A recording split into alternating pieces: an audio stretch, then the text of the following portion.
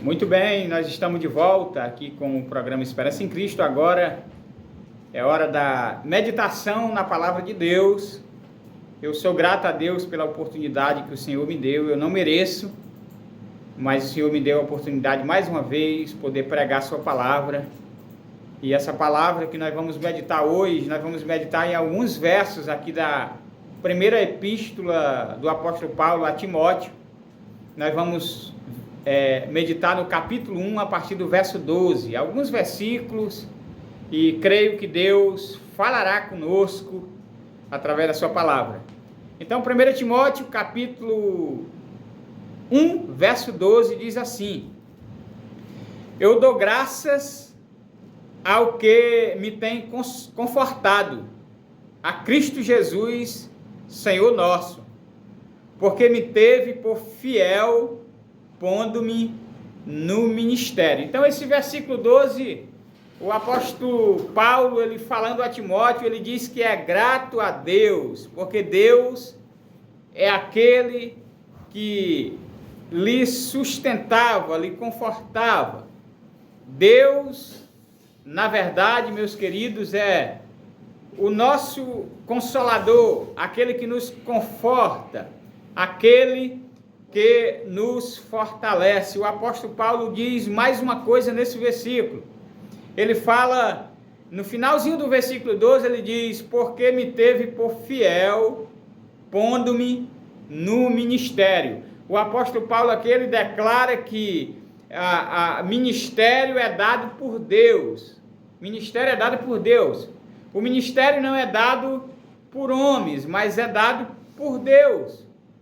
E ele aqui então expressa a sua gratidão a Deus, nós que temos nossos ministérios, nós que temos o serviço que nós desempenhamos na obra do Senhor, não importa qual seja, ou qual a relevância diante dos homens que esse ministério tem, mas se Deus te deu, seja grato. O verso 13, ele diz: a mim que dantes, ou seja, em outro tempo, no passado, fui blasfemo e perseguidor e injurioso, mas alcancei misericórdia porque eu fiz na ignorância, na incredulidade. Então o apóstolo Paulo aqui, ele revela o seu passado.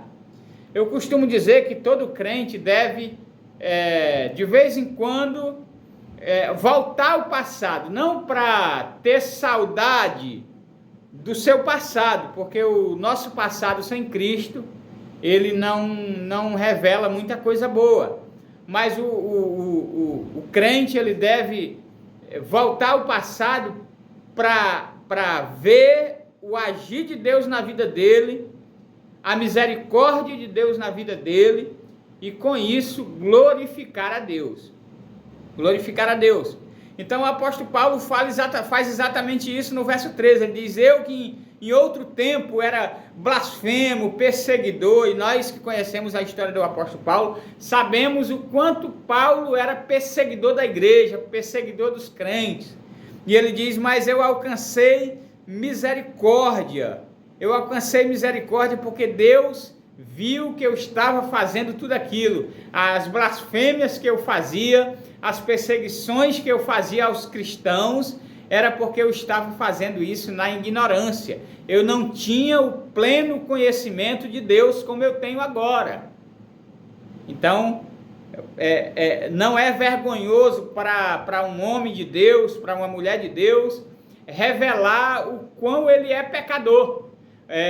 A gente não deve tentar manter uma aparência e mostrar para as pessoas que nós somos santos, intocáveis, que o pecado não nos atinge. Não, nós somos pecadores. Nós somos pecadores. E não é feio você revelar isso, você revelar a sua fragilidade, a sua a intenção, a sua tendência a pecar. E não é errado também você revelar quem você era no passado, antes de Cristo. Verso 14, ele diz: e a graça do nosso Senhor superabundou com a fé e amor que há em Cristo Jesus. Há um texto da palavra de Deus que diz: onde abundou o pecado, superabundou a graça. Então é exatamente isso que Paulo está dizendo aqui. Eu que fui um grande pecador e ainda sou, ele está dizendo, mas a graça de Deus superabundou na minha vida. Eu fui alcançado pela graça de Deus. Isso é maravilhoso, meu amado, quando você vê um homem, uma mulher que foi alcançado pela graça de Deus. Isto é maravilhoso. Nós não devemos ficar paralisados por causa dos nossos pecados, porque é isso que Satanás quer. Satanás, ele quer nos paralisar. Satanás, ele quer nos deixar no banco, sentado no banco da igreja, para o resto da vida. Mas nós devemos nos levantar e nós devemos servir ao Senhor, apesar da nossa tendência ao pecado.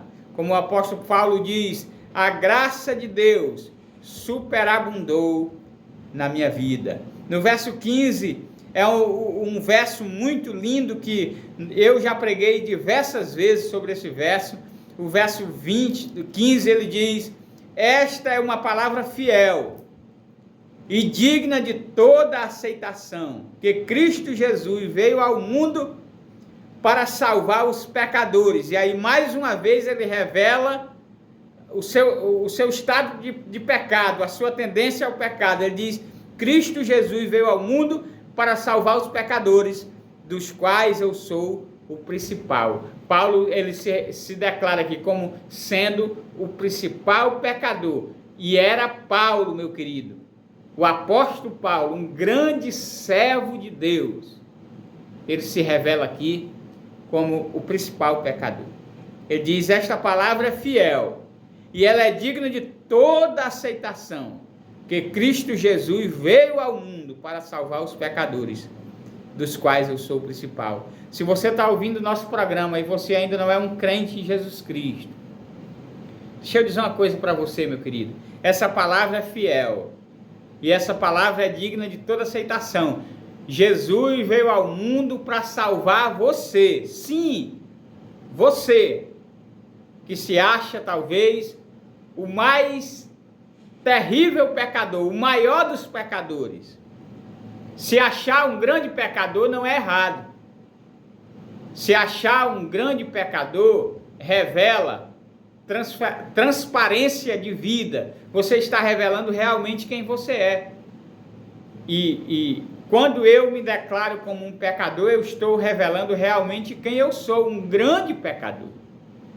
Mas ele diz: Jesus veio ao mundo para salvar você, para salvar a mim, para salvar todos nós que somos e dizemos, revelamos, declaramos que somos pecadores. Foi para esses que Jesus veio. Certa vez Jesus disse o seguinte, Jesus disse: olha, eu não vim para salvar os sãos, eu vim para salvar os doentes. Os sãos, os sadios não precisam de médico, mas quem precisa de médico são aqueles que estão doentes. Ele diz: se você não se acha pecador, eu não vim para você, eu vim para aqueles que se acham pecadores. Então, se você se acha pecador, como eu me acho pecador, Jesus veio para você, para salvar você, que é pecador. E aí os nossos dois últimos versos, o verso 16 diz assim: mas por isso alcancei misericórdia, para que em mim, que sou o principal pecador, Jesus Cristo mostrasse toda a sua longanimidade, toda a sua misericórdia, para exemplo dos que haviam de crer nele para a vida eterna. Jesus, sabe para que Jesus nos salva, meu querido ouvinte? Sabe por que Jesus me salvou? Sabe por que Jesus te salvou? Para que através da tua vida fosse revelada a misericórdia de Deus, para que aqueles que ainda não conhecem Jesus, através da tua vida, eles pudessem conhecer Jesus. Foi para isso que Jesus te salvou. É por isso que quando Jesus nos salva, ele não nos tira instantaneamente dessa terra. Ele nos deixa aqui para que nós possamos ser instrumentos para levar Jesus a outras pessoas. E aí o último verso, o verso 17, depois de Paulo dizer tudo isso que Deus fez, toda essa bondade, toda essa misericórdia, depois de Paulo dizer que Jesus veio para lhe salvar, ele que era um grande pecador, e ele veio para me salvar e te salvar, nós que somos grandes pecadores, o que é que Jesus merece? Olha só o que é que Jesus merece.